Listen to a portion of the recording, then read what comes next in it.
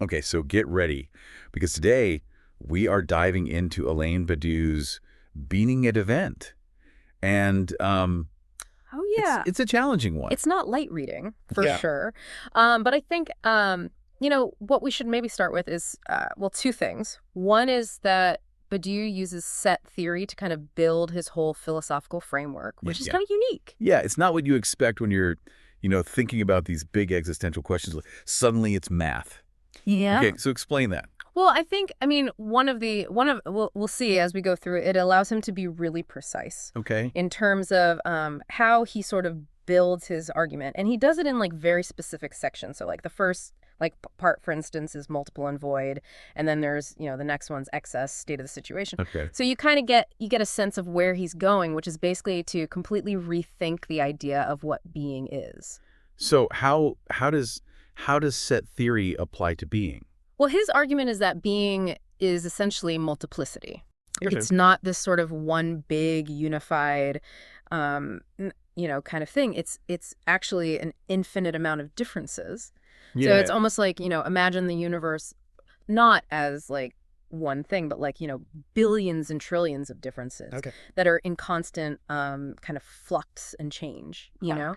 And that actually links up with, Cantor's set theory, right? Where he talks about how a set can be counted as one, even if it's an infinite set. So even if there's all this like amazing variety, like we can still, in a sense, categorize it as like a set, as like one, one like cohesive. Exactly. And this is where Badiou takes it a step further. He says, well, there actually is no one. Yeah. There's only the count is one. All right. So unpack that a little bit. So the idea is that it's us. It's our thinking that imposes a one on something. So like, you can think about like a city like New York, right? So like New York City is one city, but it's made up of how many people?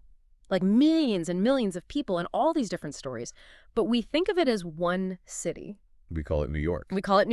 Yeah. So there's in a sense, from Badiou's perspective, there's no real grounding for the idea of the one. That's just something that we do, that we impose. And this is where the void comes in, because he calls the void the proper name of being. So if there's no one, what's the grounding of being? The void. The void is, so think about any kind of presented multiplicity. So, go back to the example of the city. A city is a presented multiplicity. We see it's a singular thing, right? Right. City that never sleeps, one city, but all these different stories. Yeah. If you were to kind of break down a city, right, you get all these different people, break it down further, you get the buildings, you break it down further, you get like the atoms, and you break it down, you get the quarks. Yeah, and then eventually you get to a point where like there's nothing else to break down into. That's the void. So the void isn't like empty space. It's more like the bedrock. Exactly. The absolute foundation. Exactly. That allows for. It's that which is not anything yet, in a sense. Okay, wow. That's a lot. So the void is what allows for being to be. Yeah. Okay. Could you think about that like in your own life? Have you ever had an experience where like your understanding of something just completely breaks down? Yeah, I mean, all the time, right?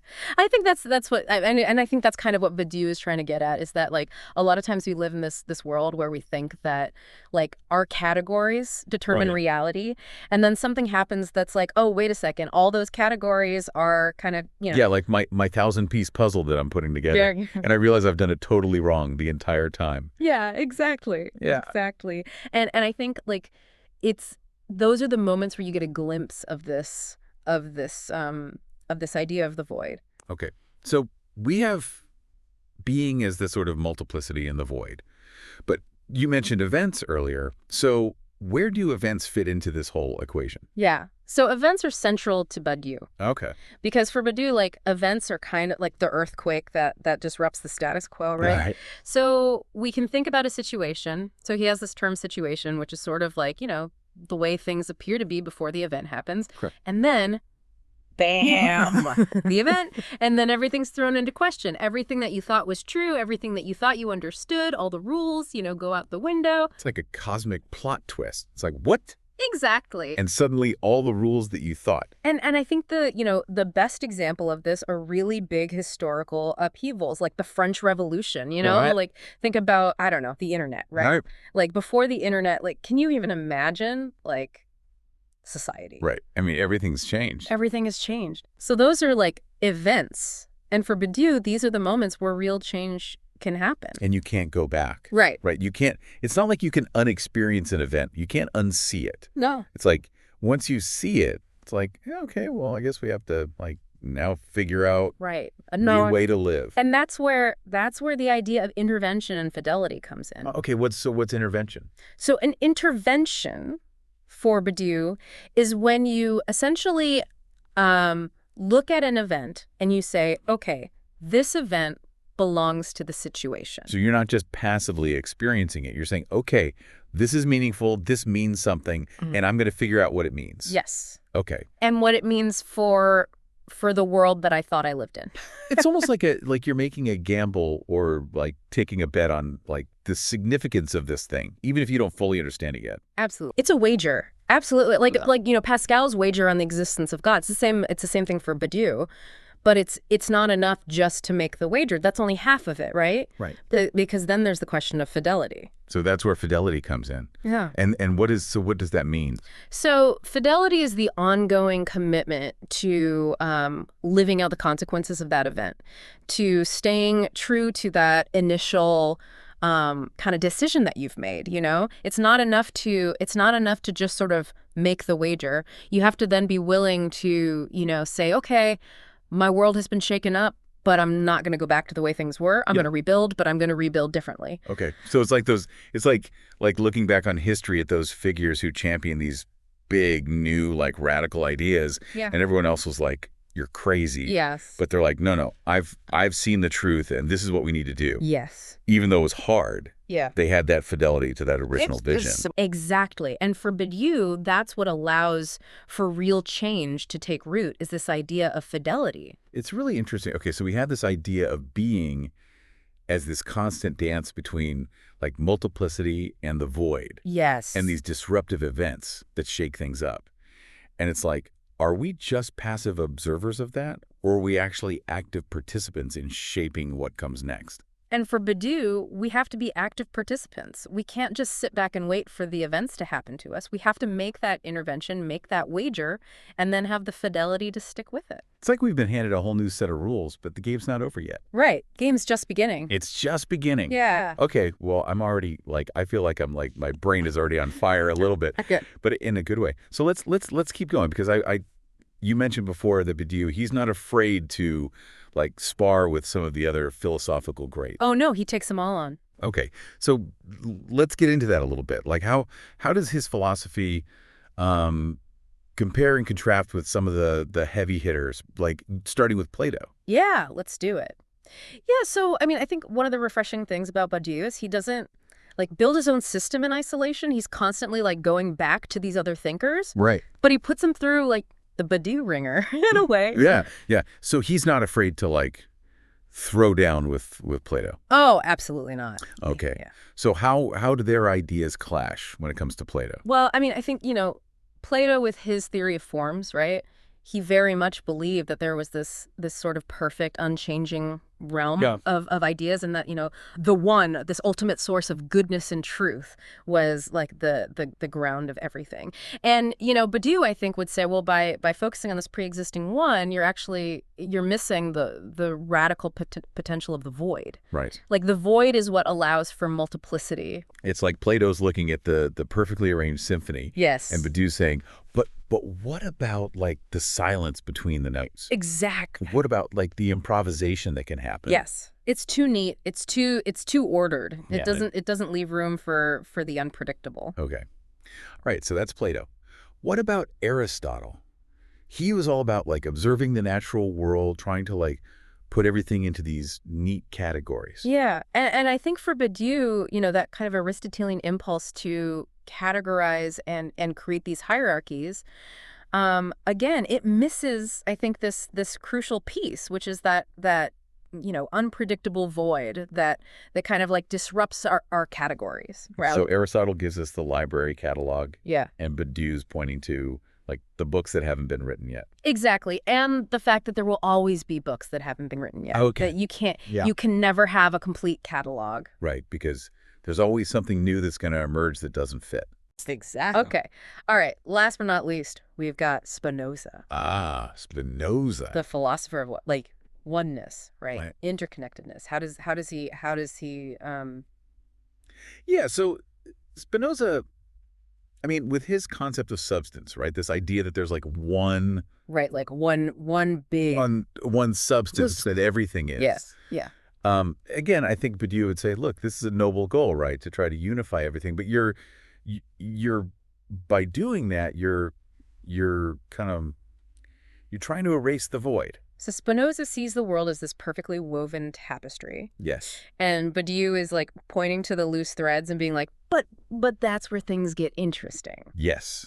Those are the points where like, true novelty can emerge. It's like sometimes in a musical performance, like a mistake or like a moment where like a musician goes off script ends up being the most exciting, the most absolutely like the most interesting. 100%.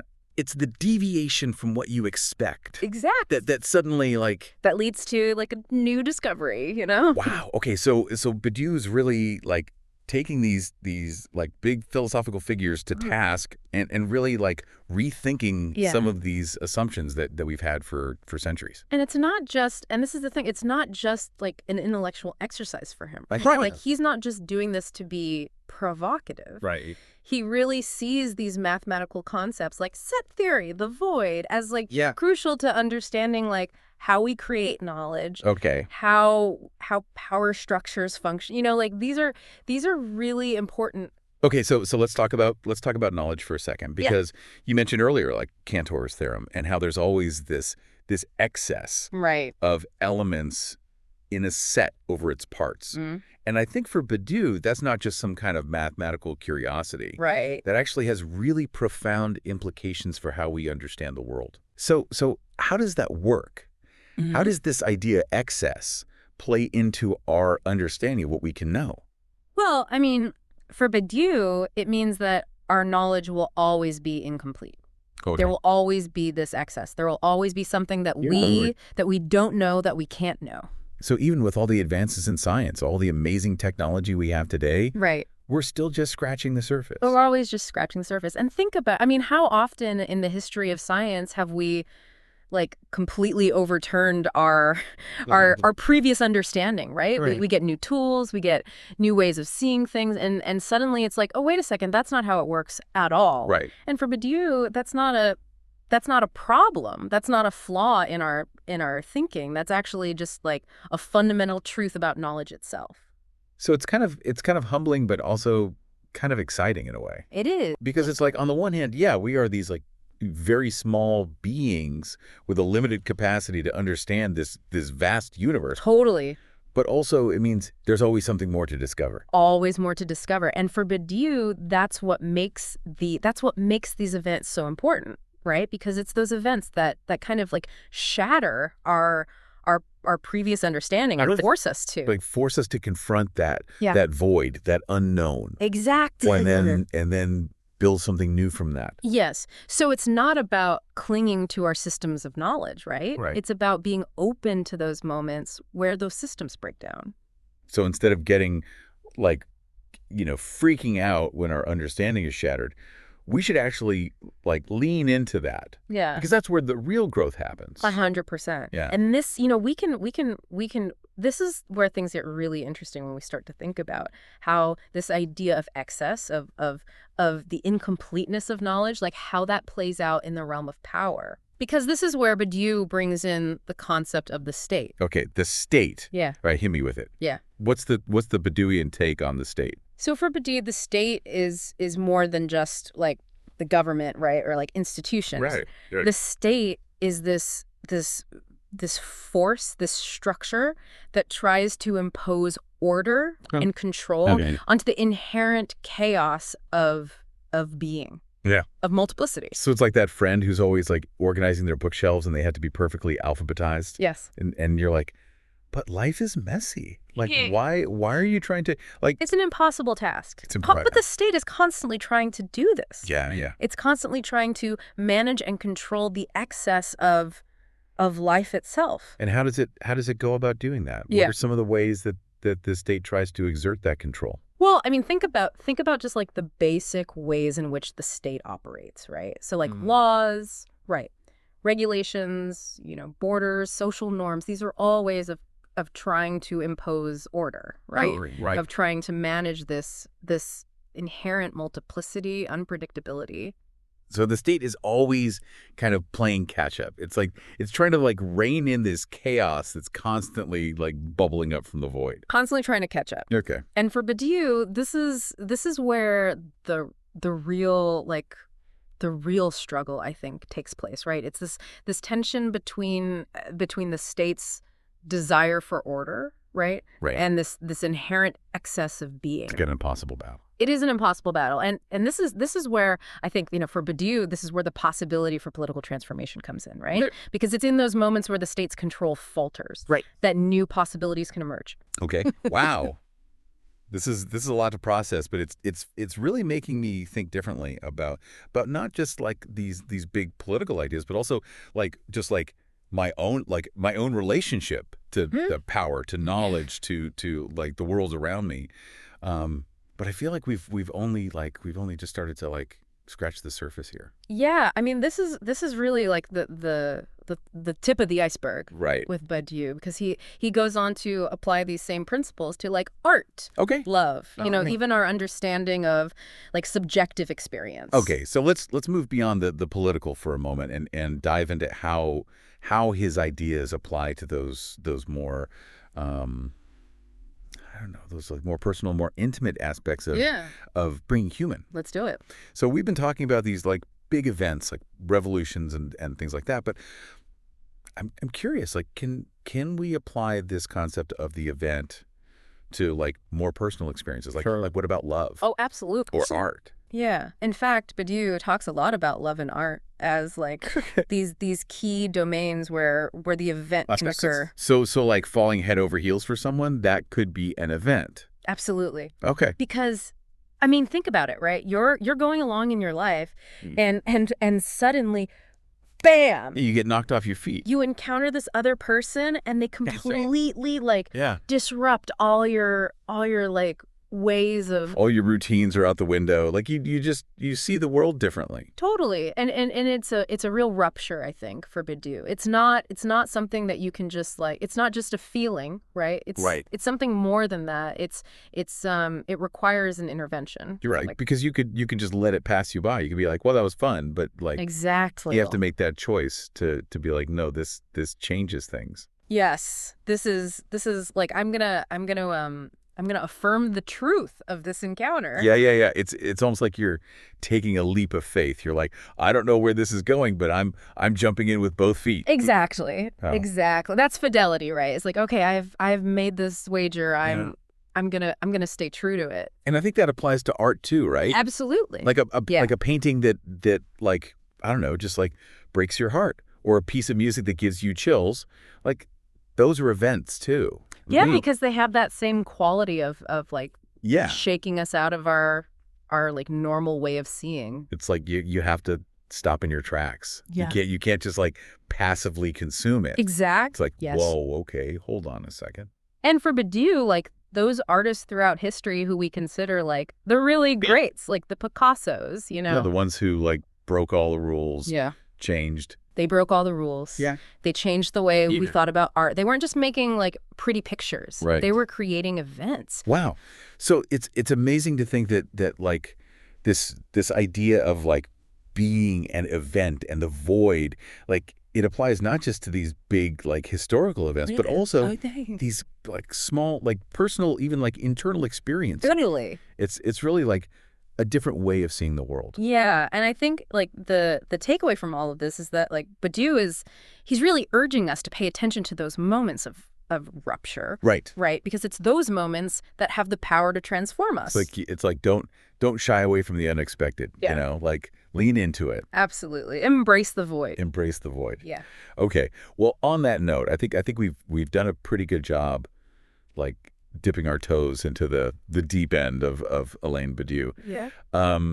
I think we went beyond dipping our. I think we dove in head first. Yeah. We're fully submerged in being an event. We're in the void. We're in the void. But hopefully, our listeners are still with us, and they've maybe learned a thing or two along the way. Yeah, and if they haven't, they can always hit rewind. That's the beauty of it. That's the beauty of it, right? That's like almost like a Badurian. It's an intervention in itself. There you go. Yeah. All right. Well, until next time, this has been The Deep Dive. Keep it deep, everyone.